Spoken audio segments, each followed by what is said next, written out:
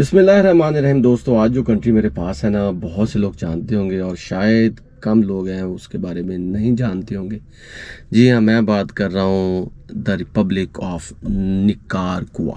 ठीक है, और ये सेंट्रल अमेरिकन कंट्री है दोस्तों।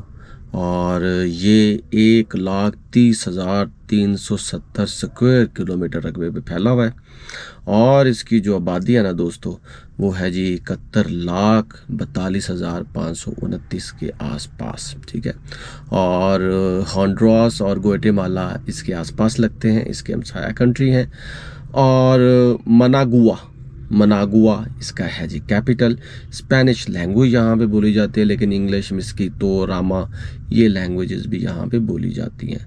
मिसिजो यहाँ पे 69% है। इसके अलावा वाइट, ब्लैक और इंडिजिनस लोग भी यहाँ पे पाए जाते हैं। क्रिश्चियनिटी 84% है। इसके अलावा और भी दूसरी चीज़ें मिलाने के बाद पता ये चलता है कि ये सेंट्रल अमेरिका का बहुत ही इम्पोर्टेंट कंट्री है और ये टूरिस्ट डेस्टिनेशन है। जहाँ तक दोस्तों बात करें इसके वीज़ा की, तो वो थोड़ा सा कॉम्प्लिकेटेड है। बहुत से कंट्री जो मैंने अभी आपको बता चुका हूँ उनमें कोई सर्टेनिटी नहीं है कि इसका एक्चुअल वीज़ा कहाँ से मिलता है। As far as Nicaragua is concern, तो यहाँ पे लोग छुट्टियाँ गुजारने के लिए भी जाते हैं और रोज़गार के लिए भी जाते हैं।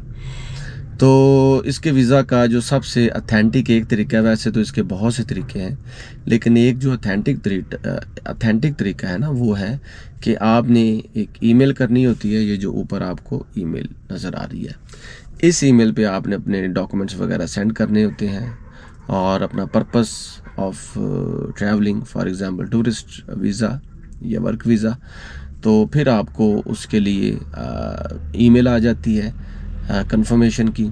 तो जब आपको कंफर्मेशन की, एक्सेप्टेंस की ईमेल आ जाती है ना, कि वो राज़ी हो जाएं कि भाई ठीक है आप वहाँ पे जा सकते हैं, यू आर एलिजिबल, तो फिर आपने अपने तमाम डॉक्यूमेंट्स को लेके जाके ईरान में या कुवैत में, इन दोनों में से किसी कंट्री में जाके आपने वो ईमेल पे लिखना है कि कौन सी एम्बेसी आपके लिए ज़्यादा फेवरेबल है, क्योंकि निकारागुआ की एम्बेसी पाकिस्तान में नहीं है। तो लिहाजा वहाँ पे जाके आप अपने डॉक्यूमेंट्स को सबमिट कर सकते हैं और आपका प्रॉपर वहाँ पे हल्का फुल्का सा इंटरव्यू भी होगा। तो उसके बाद आपको 5-7 दिन के अंदर अंदर या मैक्सिमम एक हफ्ता 10 दिन के अंदर अंदर आपको वीज़ा आपके पासपोर्ट पे चस्पा कर दिया जाएगा, स्टिकर वीज़ा। और इसकी जो वीज़ा फ़ी है दोस्तों, वो है जी $60। अब बात करते हैं जी इस पूरे प्रोसेस को सरंजाम देने के लिए डॉक्यूमेंट्स कौन कौन से चाहिए। इसके लिए 5 इंपॉर्टेंट डॉक्यूमेंट्स चाहिए दोस्तों, 5 important documents, and you can get Nicaragua visa easily, tourist visa. जो पहला डॉक्यूमेंट है दोस्तों, वो है जी आपका वैलिड पासपोर्ट, जो कि अप टू 6 मंथ्स होना चाहिए। ठीक है, उसके अंदर खाली पेजेस भी हों। इसके अलावा आपके पास बैंक स्टेटमेंट होनी चाहिए। मेरे नज़दीक इसके लिए आपको 20 से 25 लाख की बैंक स्टेटमेंट, साथ में उसका कवरिंग लेटर, मैनेजर के साइन और स्टैम्प साथ हो। ये 2 इंपॉर्टेंट डॉक्यूमेंट हैं। इसके अलावा दोस्तों आपके पास कंफर्म रिटर्न टिकट होनी चाहिए, आइटनरी। और अगर आपको वहाँ पे इनविटेशन लेटर मिल गया ना, तो फिर तो आपका वीज़ा पक्का है और उस पर ठप्पा लगेगा स्टिकर के आप जा सकते हैं।